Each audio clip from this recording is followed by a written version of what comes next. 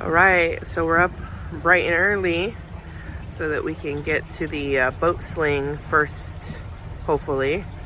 It's about 7:15 and the boat sling opens at 8, so we're gonna tie up to the dock and hopefully be first in line to get slung out. It's a long drive home, at least 10 and a half hours depending on traffic in Portland and Seattle. So I told Mike last night that I was going to refuse to go. I was going to like handcuff myself to a post or something, but he reminded me that we have to make money in order to afford our boats and the gas, so I guess I'll go. It looks like it's going to be a beautiful day here.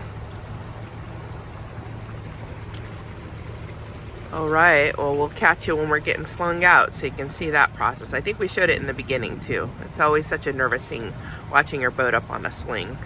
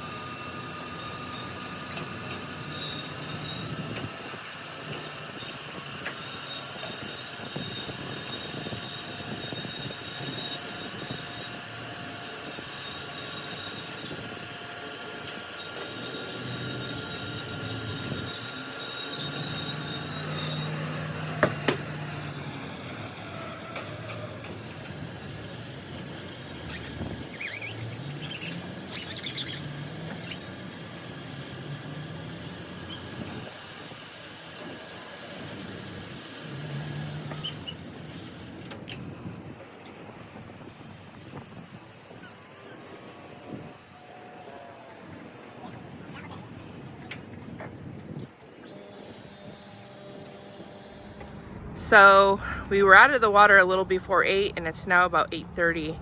Prepping the boat to go down the road is also a big job.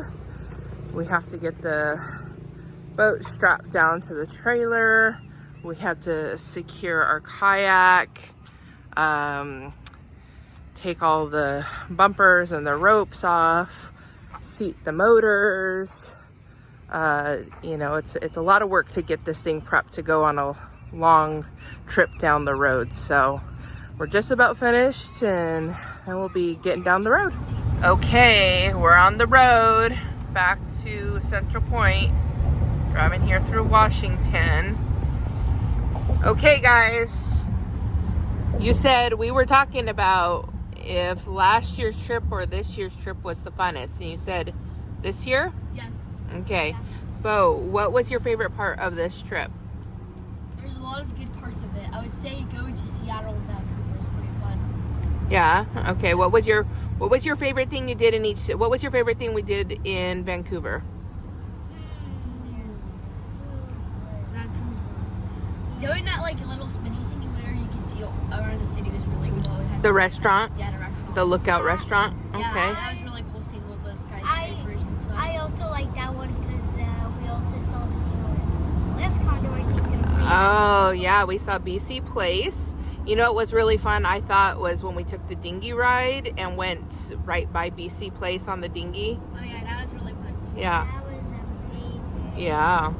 Okay, what was your favorite thing we did in Seattle, Bo?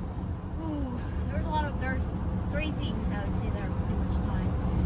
The Glass Museum, Mm-hmm. the Space Needle, Mm-hmm. and what was the other one? Science Museum. Mm-hmm. Those were really cool. Okay. I got 2. That is the Science Museum, and that is also gonna be, we watched the Blue Whale movie. The blue, oh yeah, we saw the IMAX movie about the whales. That was really good. And I also like the space. The Space Needle. Yeah, that was pretty cool. Okay, well, I was going to ask you next, Bella. So what was your favorite stop on this trip, or your favorite part of the trip? That got to be, okay, that's gonna have to be Potomac. Poets Cove? Yeah. Still the winner for you. She really likes I really do like Post Cove because they have pools and a spa. a hot tub. Yeah, it is a nice midway point stop that we kind of do that on purpose. We balance it out, having equal number of days on either side of that stay. So this time, you know, we did about 7 days before our stop there, 7 or 8, and then we stopped there. We're able to get off the boat for a few days, do some laundry, swim in the swimming pool, sit in the spa, and sleep in some regular beds, and then we get back on and we do another 7 or 8 days on the other side, and it breaks up the trip nicely, and it's a beautiful place. So Ruff is just happy to be off the boat in the truck. I think, you know, I think he knows that he's going home. 100% he's gonna run all over and jump on you and pee. He is gonna go super crazy when we get back home. You can see. What was that, Bella? When we get back home, I think he'll feel like, oh, I'm so dizzy. Yeah. You can see the boat there behind us, and we have the kayak in the bed of the truck. Yeah. Yep. All right, Mike, what was your favorite part of this trip? So I'll answer that question 2 different ways. So to me, you can't compare marinas to anchorages. This is a different thing. So I'll say start off with marinas. My favorite marina stop was between Port Ludlow and Friday Harbor. I like them both a lot. I would say probably Friday Harbor a little bit better. So I'd say Friday Harbor was my favorite marina we stopped at. It's always a favorite for me. Anchorages, by far, Susha Island was awesome. Caught fish, it's beautiful. It's, yeah, Susha Island for Anchorage. Yeah. And for me, if I had to just pick one, for me it's a tie. But the anchorages, both Cypress Island and Susha were my favorite parts. I like anchoring out. I like the peacefulness of just being anchored out and being able to sit on the front of the boat and take our kayak down and kayak around, and I just like that a lot. I mean, of course, after a few days of anchoring out, it is nice to get to a marina so you can take a real shower. I mean, our boat has a shower, but you know, it's a, you know, you can shower in there a lot more comfortable in the R27 than the R25, but you know, it's not like a full shower, and you have to be really mindful about the water you use. So it's nice to get to a marina and take a long hot shower, which is nice. Maybe eat at a restaurant or something. But overall, if I had to pick being in a marina or being anchored out, I would pick anchored out, hands down. So I agree. I think this trip was a lot more enjoyable. I think it's a lot more enjoyable being on the bigger boats. You think, oh, R25, R27, okay, 2 feet, no big deal. But that 2 feet, what you gain with that is a lot. And with the seat on the front of the boat, I just really feel like it, and the table that's in the cockpit, I just feel like it really extends the usability of the boat. And so it just feels a lot more spacious than just getting 2 feet. Plus the bathroom is bigger, the tanks are bigger. We had no problem, you know, with the amount of water and black water. We never had an issue. The one thing we were really worried about, I think we talked about this going into it, was our battery capacity. And having that little extra solar panel / external battery bank made all the difference. Had we not had that, I don't know that we would have made it the 4 days on anchor. We've stated before, we're pretty extensive power consumers. We use a lot of power, and so we, at the very end, last day on Susha, we had about 25% of our battery left when we left that anchorage. So had we not had the external battery supplementing us, we would have ran out and we wouldn't have had enough. So I'm glad we had that. And yeah, overall, fantastic trip. I agree with the kids. I think this one was like even a little bit better than the last time. Also, because we kind of know what we're doing now. The other time was our first time, and so everything was really high stress. Getting into the marinas felt high stress. Mike is better at docking the boat now. I'm better at helping him, so everything seems to go a lot more smooth, and so it doesn't feel so stressful. So that was good. Anything else you want to say, Mike? No, it was a very enjoyable trip. The other thing I would add to that is our R25 did not have an autopilot, and this new boat, R27, does have an autopilot, and we ran well over 300 miles on this trip, and autopilot is fantastic. I really like the autopilot. Saves you on fuel because it keeps you on more of a straight line, you know, when compared to hand steering. And yeah, so I definitely like the autopilot, you know, for that type of cruising where you're running a lot of miles. If you're just cruising on a lake, it doesn't really matter. But if you're going to be covering a lot of ground on your boat, or water, I should say, definitely autopilot's worth getting, I think. Yeah, we saved a ton of money. I mean, I think a couple of different things play into that. We saved a lot of money on gas. If I remember correctly, last time, didn't we spend over $2,000 on gas? I don't remember. I'd have to look over my receipts, but I think we saved money on fuel on this trip. The last time we were running full throttle. Well, yeah, that's what I was going to say. You know, I was going to say that last time we went the way that we did our trip, we started in Anacortes and shot down to Seattle, and then I was really wanting to get there, so you know, we only had a couple of days there, so we went full throttle the entire trip from Anacortes down to Seattle.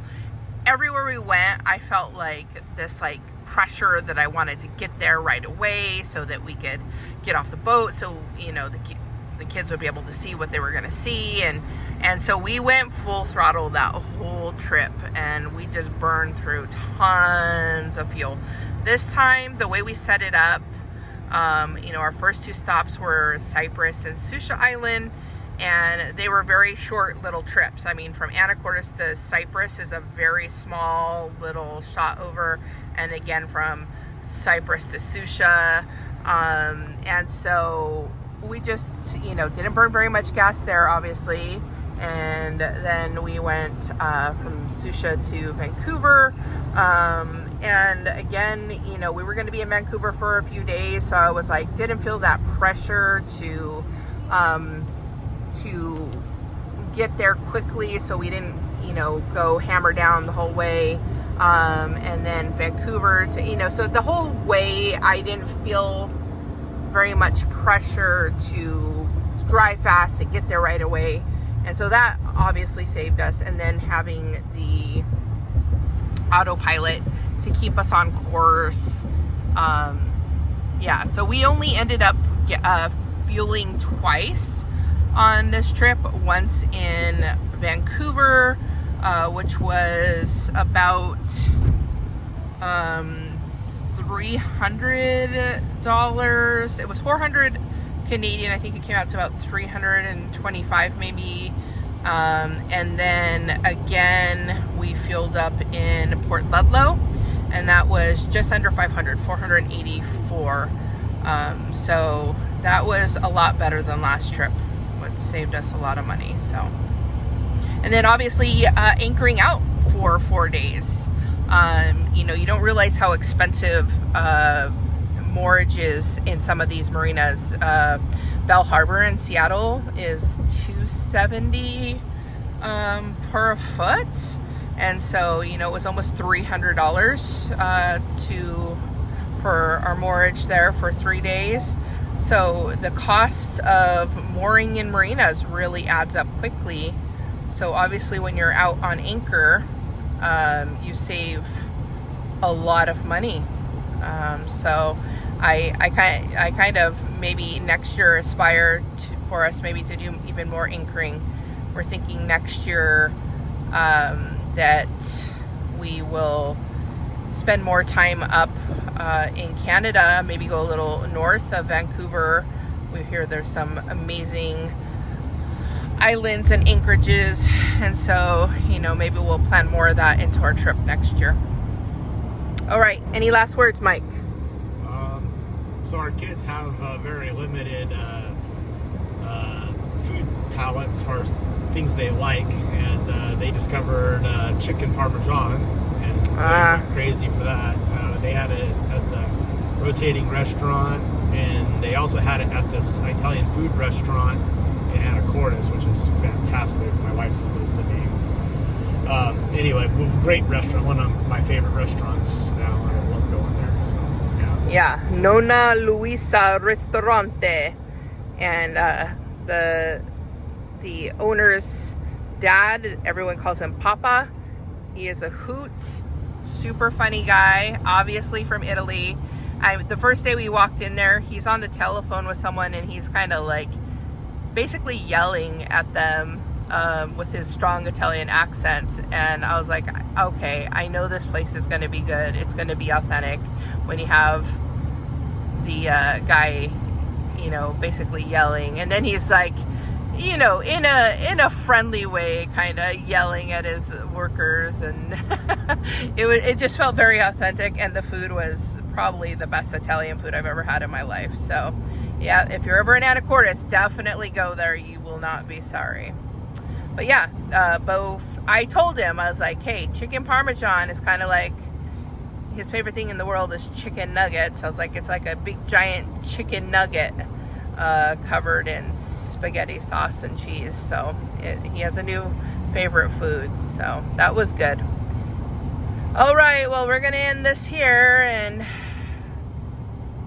Mike will probably do a end cap video once we get home, and yeah, we look forward to more adventures on our boat. Catch you later. All right, it's August 20th. We got home last night around, I don't know, 7, 8 o'clock, somewhere in there, and went to bed pretty tired after the long road trip.